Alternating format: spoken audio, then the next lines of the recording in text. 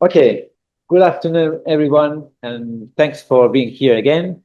This is our sixth talk of the day, these International Days of the Atsime. And this time we are going to talk with Beth Riley, who comes from South Dakota Mines. Okay, so Beth, thank you very much for joining us one more time. You are Yeah. one of our usual participants, and I appreciate that. So yeah, please, uh, you have the word. Go Okay. on. Thank you very much. And I just want to say thank you again for hosting me this summer when I was able to visit campus. I really enjoyed my time there and seeing everything and finally meeting you in person. So it was wonderful. And it helps me talk to my students about going to your university as well. So I'm very excited about the opportunity to talk about South Dakota Mines to your students. So hopefully you can see my screen again. Yeah, we see it perfectly. Yeah, and so we are still we are still having really beautiful days here, which is unusual for South Dakota. We are in the 70s Fahrenheit, so and it's very unusual for us to be this late in the fall. Um, and so you'll see a lot of the pictures that you'll see are from the summertime, but it still looks like that right now. So let me see if I can. Oops, there we go. So basically, we are a STEM only university. So we only do engineering and science. We do have humanities and social science classes that students could take if that's of interest to them. We don't have as many as what a liberal arts school would have, but we do make up for that in a lot of fun activities and a lot of extracurriculars that we have on our campus. So we are a very small campus as well. So I'm sure a lot of the universities that you've heard from today have been larger universities. We have only 2,500 students, which is very small. Our campus is very walkable. You can go from one end of campus to the other in about 5 minutes. So you're never really late for classes, which sometimes it's a good thing, and sometimes you're like, yeah, I'd really like to be late for class. Um, but unfortunately, with our school, you're never late. Um, we have 20 undergraduate programs, and so there's a lot of different classes for you to choose from. If you are a graduate student and would like to come in, we offer a lot of different graduate classes as well for you. And then I don't think we have any doctoral students here today, but for any students that are in the PhD that would like to come, we do have some things like that as well. I'd also like to mention, I didn't put this in the slide, but if you're interested in maybe doing a research opportunity with one of our professors, we can look into doing something like that for you to come to campus. We do that quite often. We'll have students come for maybe 5 or 6 months and work in the labs with a faculty member to do some research. So that's also an option for you. What's really great is we have 154 international students, and they're from about 28 different countries. So we have a very vibrant international community. We're very fortunate this semester. We have gained 5 students from Spain, which is the most that we've had, and it's wonderful. I love to see the dynamic there. So you won't be alone if you come for a semester. Some things about Rapid City in general, where we're located, is we are located right on the edge of the Black Hills area. So if you look at the top left corner, that is about 30 minute drive from campus. You can go out There's a lot of outdoor activities, biking, hiking. We do snow skiing, snowboarding, and just a lot of different things to do. Next to it, you might recognize this famous picture of Mount Rushmore. This is also it's in the Black Hills, so it's also about 30-minute drive from campus. And so you can see that. Uh, we also have other national parks in our state, which are not very far from us. So again, if you enjoy the outdoor activities, then this is a really good place for you to come and explore. Down in the top left, or I'm sorry, the bottom left picture, that's the city of Rapid City. So we're not very big. We're only about 75,000 people in the whole city. So we call it Rapid City, but really it's if you compare it to Madrid or to Barcelona, then it's going to be very tiny in comparison. So we do have it's a lot of space, which I think a lot of our students really appreciate. They love the outdoor, the wide open spaces and the fun that they can do here. These are our undergraduate degrees. So within those degrees, if there's something of interest to you, we can look at the catalog to see what classes might work best for you. I usually work with you and a member of the department to find classes that would work either for you to transfer back or you just want to take for fun. And we've had exchange students do both. Let If, me let me ask yeah, something, please. A lot of our students see the name of the university, South Dakota Mines, yeah, and they're only mines. They're only yeah, mines. Do yes. you have energy engineering studies as well? Yes, we do. So we have all sorts of engineering and science courses, our degrees here. So South Dakota Mines, it's actually our full title is South Dakota School of Mines and Technology. Uh, we are we were founded in 1885 as a school of mining because of the gold mining in the Black Hills area. So the Home State Gold Mine was the largest underground gold mine in the Western Hemisphere at the time before it closed. Now it is used for physics research in dark matter and neutrinos. So if you're interested in physics, this is a great place for you to come because there's opportunities for you to do some research with our faculty that work in those labs underground. And the lab, it's similar to Fermilab or CERN in Switzerland. It's at a smaller scale, but it is a national lab. We do have some of our international students that do research here. I have a student from Mexico that is doing research there and also is actually going to Switzerland next week for her research program. So, yeah, we do have a lot more than just mining and energy degree programs. Thank you. Yeah.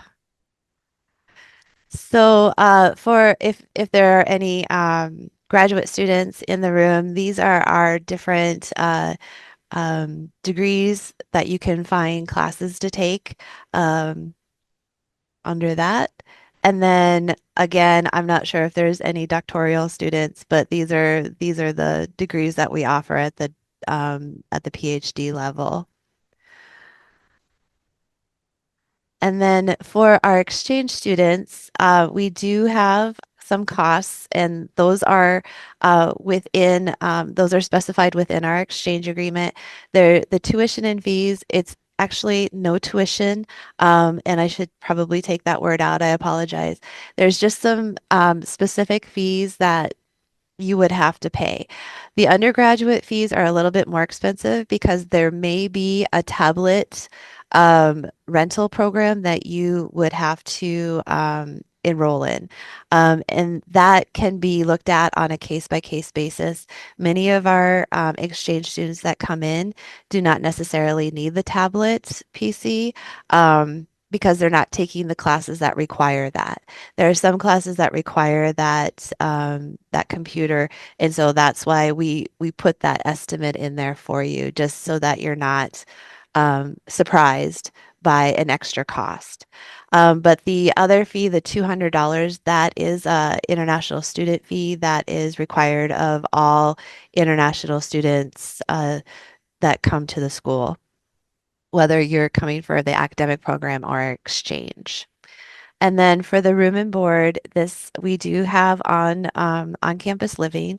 So this is for one semester, for one full semester. This includes your room, the meal plan, and insurance.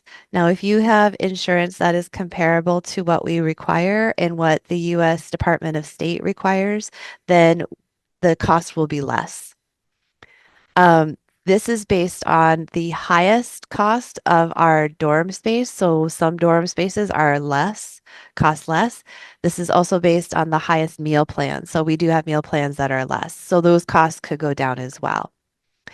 Books and supplies are a huge estimated cost for us because a lot of professors are now looking at online books. They're looking at open source books, which are free for students.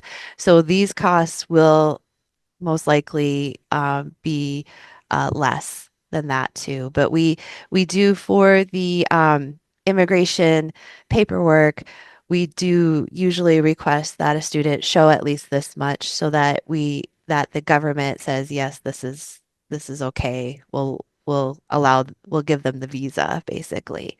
Um, and so, but you'll see that a lot of these costs will be a lot less.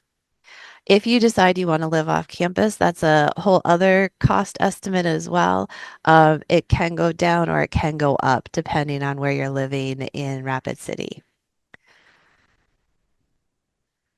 And then these are a couple of our dorm spaces. We do have other dorms. For example, many of our exchange students live in the upper class housing, the Rocker 1 and Rocker 2 and the Placer.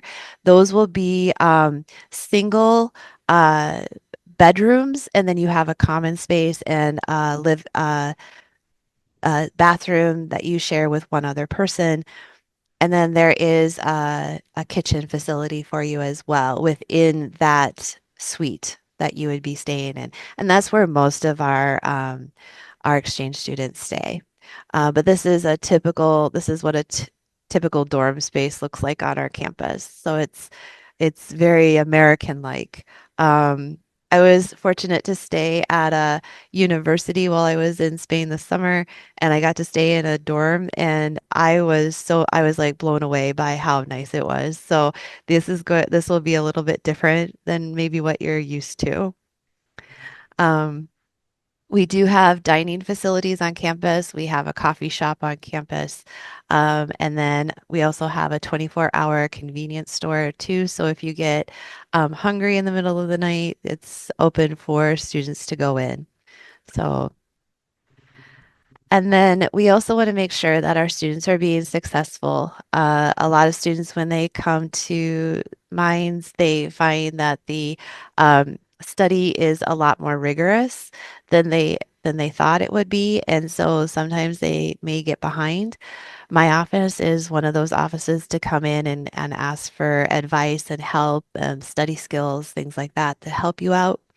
We also have a number of other facilities on our campus to help you succeed in your semester here. And so we're really excited too because our library was just renovated a year and a half ago. And so we also have a what's called a maker space. And you can, as a student, you can go into this maker space and, play with the 3D printers, do other different activities um, and things like that. There's also a lot of clubs that we have on campus, which I'll talk about in a second, that use that maker space as well to create things. So it's a very creative space for our students. Um, as a J1 exchange student, you would be eligible for a internship after you're finished your studies here. You can do a 3.5 to 4 month long internship if you find one.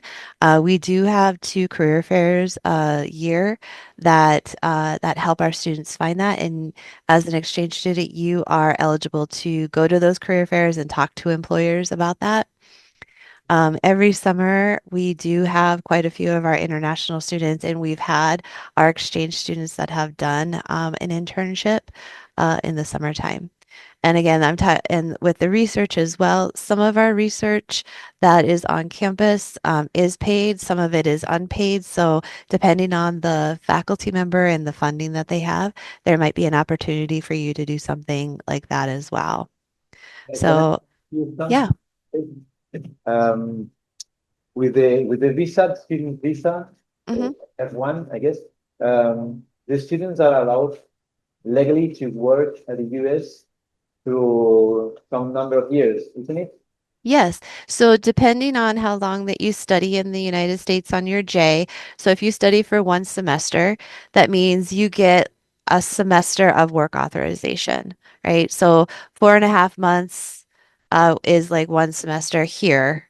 Every school is going to be a little bit different, but for here it's 4.5 months. So you could actually work for 4.5 months in an internship.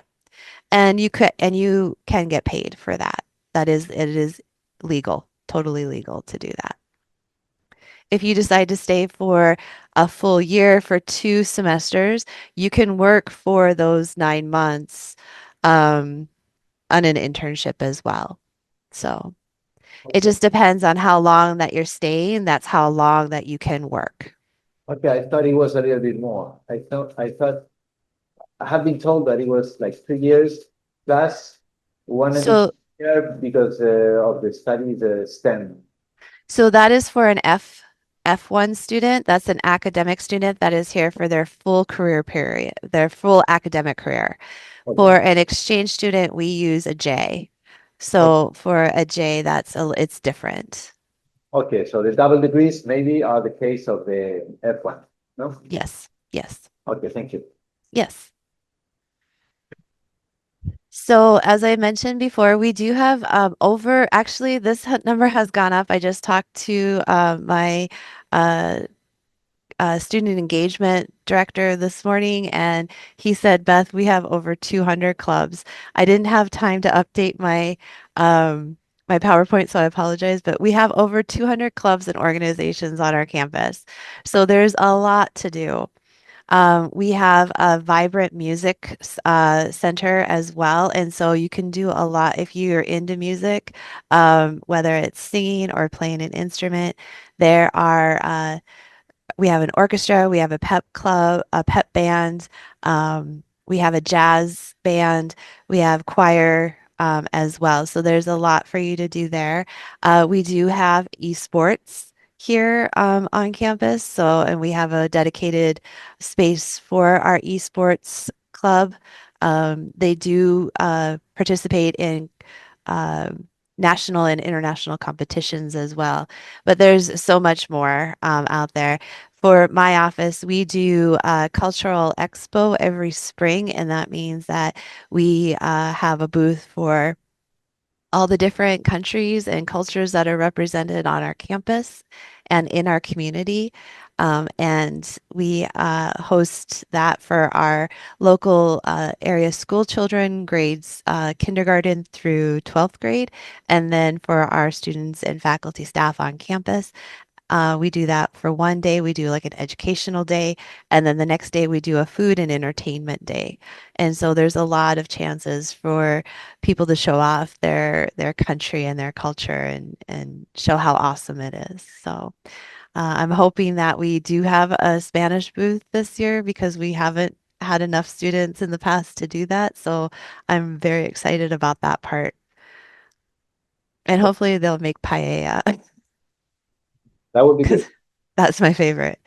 Um, We also have athletics. We are Division 2, so if students are interested in sport watching sports, we have quite a few sports. Our soccer team, our football, is 7-0 right now, which is the first time since they started back in 2014 that they've actually been on a winning streak. So we're very excited about that. We do have quite a few international students on our soccer team now, and so it's exciting to watch them play because I know them personally, so it's a lot of fun to go out and cheer for them. Um, and then, of course, like I said before, there's a lot to do in Rapid City and around Rapid City. So if you look at the top left and right and the bottom middle pictures, that's our downtown.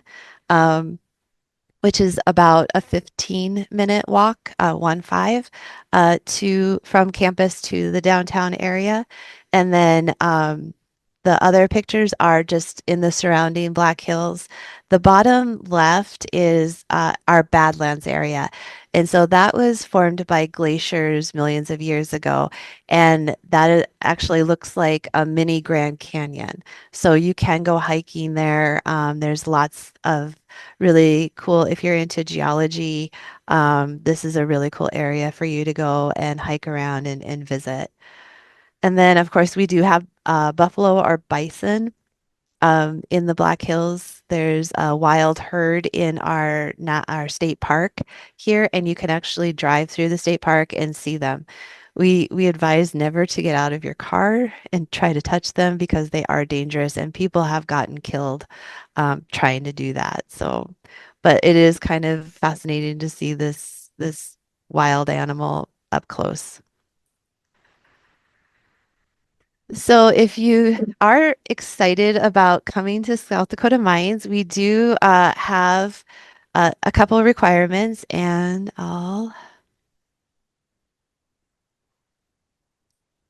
let me. I'm not sure if you see Yes. this webpage. Okay, so that link and Israel, you had said in an email this morning that you would like our presentations, and so I'll make sure to send that to you after we're finished here today, so the students can have that, and that link will take you to this page. So basically, I have it set up of your each step that you need to do. So step 1, step 2, step 3. It's very easy. The big thing is to be nominated by your school. Once you're nominated by your school, it's a fairly quick process that we go through to get you admitted. And then once you're admitted, step 2 is determining what classes you're going to take, and then that's where it becomes a little bit more involved because of course you're going to want to talk to your professors there to make sure that the classes that you want to take or that you can take will transfer back or that will be good for your academics if that's what you choose. And so it's a very easy process. We try to make it as simple as possible for you. Um, the transcript part and the English proficiency part, the proficiency, we just do, we have either a professor at your school or your international office, you know, fill out a form saying that you are proficient in English. We understand that for European countries, your English is a lot better than some American English. So we're not too worried about that part of it, but we just need to have that on file for the US government. Um, and then your transcripts, usually your international office will send those to me. So sometimes you don't have to worry about that part. Sometimes they've already sent that to me, and I'll let you know in an email about that.